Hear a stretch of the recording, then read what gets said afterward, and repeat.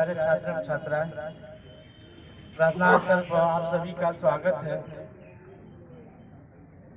जैसा कि प्रधानाचार्य जी ने आपको लोगों को सड़क सुरक्षा के लिए बहुत ही महत्वपूर्ण निर्देश दिए, उसको आप लोगों को फॉलो करना है। खासकर अभी बताया कि रोड पर जो लड़के छात्र समानांतर चलते हैं उससे बहुत दुर्घटनाएं होती हैं, तो आप लोग कतई ऐसा न करें। पहला सावधानी, दूसरी सावधानी जो बताए उसको नोटिस करा देते हैं।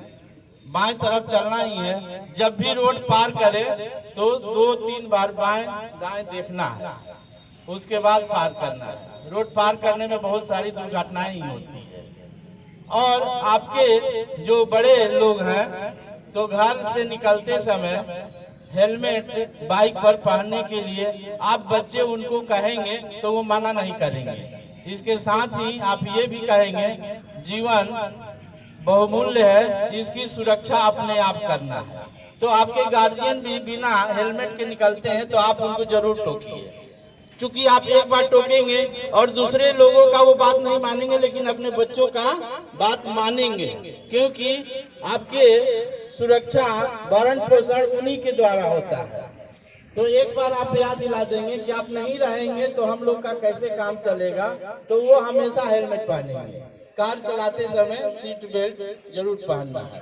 तो ये बहुमूल्य जानकारी है जिसको आपको कभी भी अनदेखा नहीं करना है। सड़क पर चलते समय यातायात के नियमों को अक्षरशः पालन करना है, जो आपकी जीवन सुरक्षा प्रदान करेगा। आज 16 दिसंबर है। आज ही के दिन 1971 में भारतीय सेना ने पाकिस्तानी सेना को आत्मसमर्पण कराया था।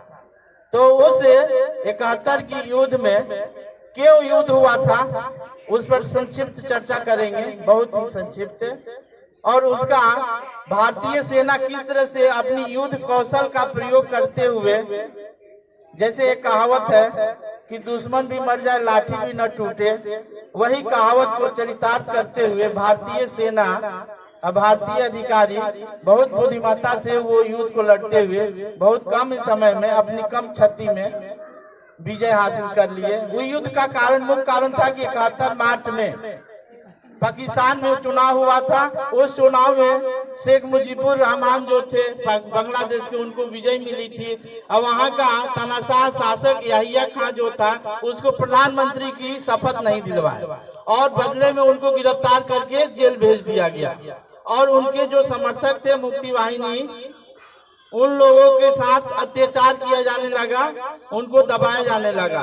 इसके संदर्भ में ही पाकिस्तानी सेना ने बांग्लादेश, जो पूर्वी पाकिस्तान हुआ करता था, वहां 30 लाख लोगों को मौत के घाट उतार दिया गया।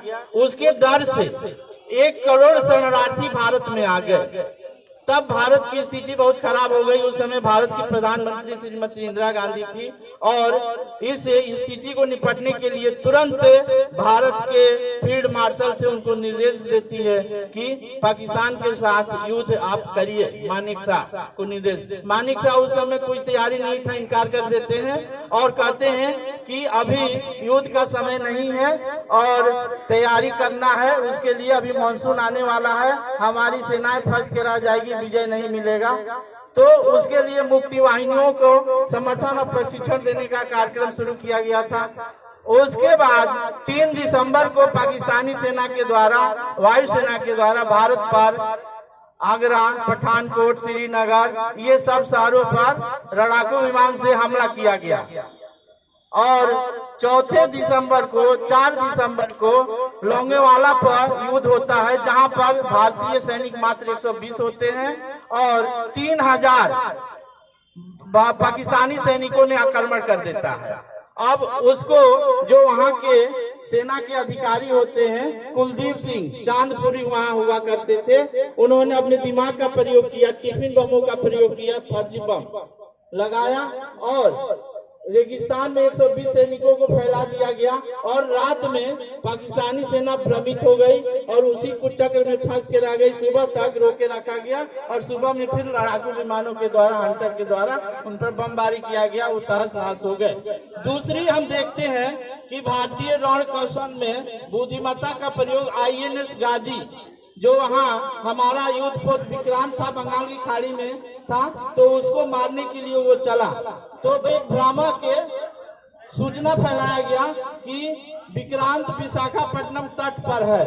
आइए से सूचना के आधार पर INS गाजी विशाखापट्टनम तट की ओर आने लगा और तब तक वहां हमारा पुराना युद्ध पोत राजपुताना खड़ा था, वो रिटायर हट था और उसी के चक्कर में वहां पर पूरी तैयारी के साथ INS गाजी को स्वागत करने के लिए वो तैयार था। जो ही गाजी आया उसको तो राजपुताना मार गिराया और इस तरह से हम देखते हैं हमारा विक्रांत बच जाता है। और तीसरी रणनीति ये देखते हैं कि ऐसी परिस्थितियों का सृजन किया गया पूर्वी पाकिस्तान बांग्लादेश में, वहां पर हेलीकॉप्टर से पुतले गिराए गए, आदमियों के पुतले गिराए गए और BBC उसमें साथ दिया कि BBC ने कहा, वर्ल्ड न्यूज था कि भारतीय हेलीकॉप्टर बांग्लादेश पर हेलीकॉप्टर से कमांडो फोर्स गिराया हजारों के करीब में। तो इस तरह से सूचना फैल गई।